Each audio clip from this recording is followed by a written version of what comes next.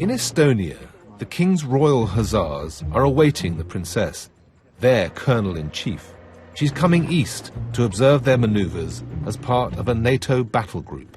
First time I've driven a member of the royal family. I'm buzzing, I'm really looking forward to it. It's quite an honour to have a member of the royal family on our tank. Tell the grandkids. The monarchy is our guiding light, our moral compass. Having someone like the Princess Royal, who stands for that family, and she's the head of our family, is incredibly important. She's hugely in admiration of what the United Kingdom's military does for this country, and she wants to support them. It's really good. She's interested in see variants of what we do. It's really nice to see her come out and get amongst all the lads. I think it's important that they recognise that there is somebody from outside the military who might understand what they're doing. They are working very hard, so that's, I hope, what they feel is being achieved. We all know her, and we've all felt that personal touch that she brings. And her ability to talk to everyone, of any rank, of any age, is something that we all love about her. So as Royal Engineers, we're setting up battlefield simulations for the attack that's going to happen. The Challenger 2 is a hugely effective piece of equipment. There are in-life upgrades going on at the moment. There's always the technology to catch up on, because that's changing all the time.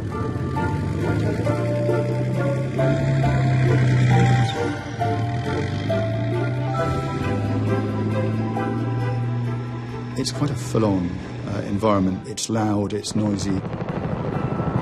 She loves going in any of her army vehicles. She loves driving the tanks, firing the guns.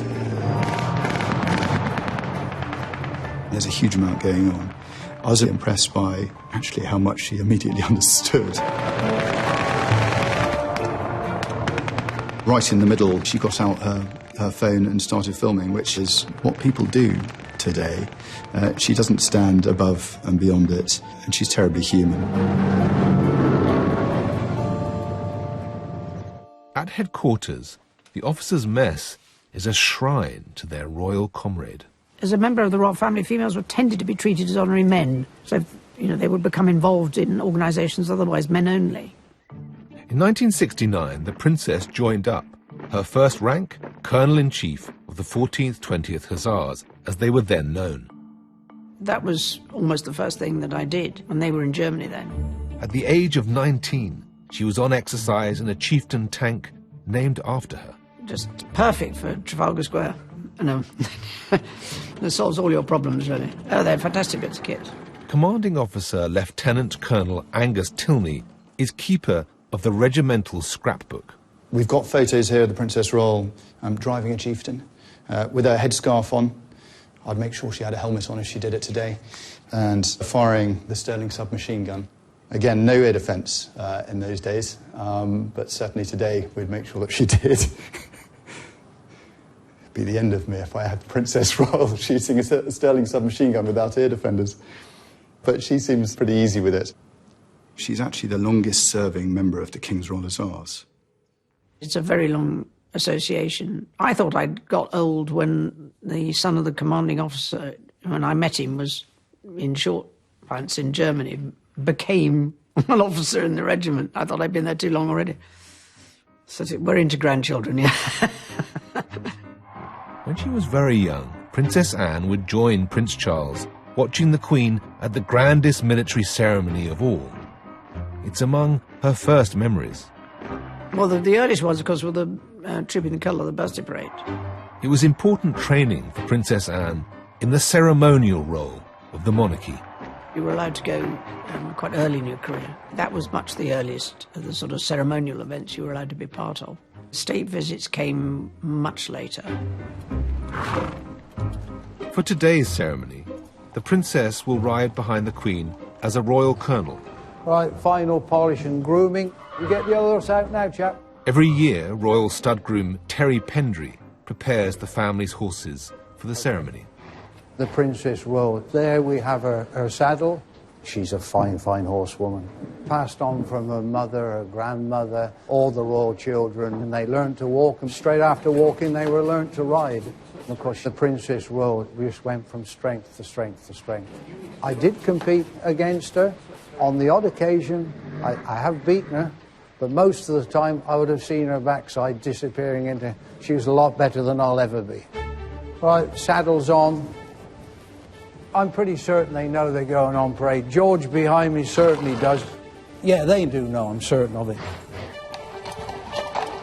Trooping the colour is the most astonishing mixture of pageantry, military ceremonial, horsemanship and horsewomanship, but at the heart of it is this family. And the family, of course, are on performance. Anne, of course, does very well, since she probably rides more than the others. Trooping the colour, it is absolutely crucial in terms of what they do as members of that family. For me, like, family occasions were all about hanging out with our cousins and just having as much fun as possible. You then get a clip round the ear and say, right, behave yourself. Yeah, we're going out on the balcony. Don't pick your nose and don't yawn. Today, the Princess Royal increasingly helps out the Queen, and not just in military ceremonies. She also takes a key role in the most exciting civil event, the investitures. I didn't think I would ever be asked to do an investiture. It's a real pleasure. I'm delighted to be able to go on doing those. These are all British Empire, that's a CBE. And then over there is the sword that the Princess Royal will be using for the investiture today. The honours system is a wonderful way of recognising individual people around the country that makes this country great, rather than, you know, big companies or politicians. So this is it. Journalist Brenda Imanus is to receive the OBE for services to broadcasting and diversity. Her Majesty the Queen may be graciously pleased to approve that you be appointed an officer of the Order of the British Empire. It's really quite amazing and quite humbling. My mother was so proud. It's the first time I've seen her genuinely bursting with pride. Choosing what to wear took forever. That's the coat. But I'm not sure what the formality is, whether you keep your coat on or take your coat off when you go up to do your bit. Let's get straight up the stairs. Recipients follow the staircase. Today, 65 recipients and their families have travelled to Buckingham Palace. Linda Longstaff has come from Sunderland to receive an MBE for her work as a hospital chaplain. Absolutely overwhelmed.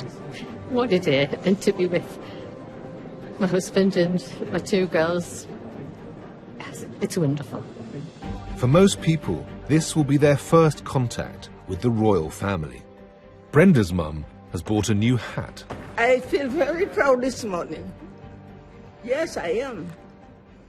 Because of my daughter. Coming to get this, it's quite a thing, actually. It's starting to hit me. So the Princess Royal likes to spend a chunk of time talking to each recipient. She's really good at it. So, you know, we tailor the numbers accordingly. She does her homework with her staff on each person so that she knows their background story and will remember each one as they come up. She's exceptional at it. If you get in a position where you can see and hear what I have to say, please. And it's my job to explain how an investiture works. Turn to face the Princess Royal, neck bow, and from the ladies, and much better than I can do, it's a curtsy. You're now moving forward towards the dais. Receive your award, conversation, handshake, take it, shake it, let go, go back 2 or 3 paces, neck bow, or a curtsy, turn to your right, and pass your hand in that direction. People whinge about having an awards system, but actually this one does work. And I think on the whole, the decisions made have been good. And they do reflect, I think, appropriately the important issues.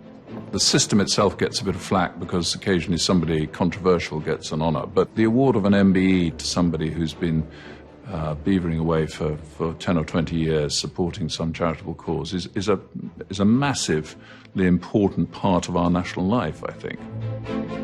This is absolutely the heart of what the monarchy does.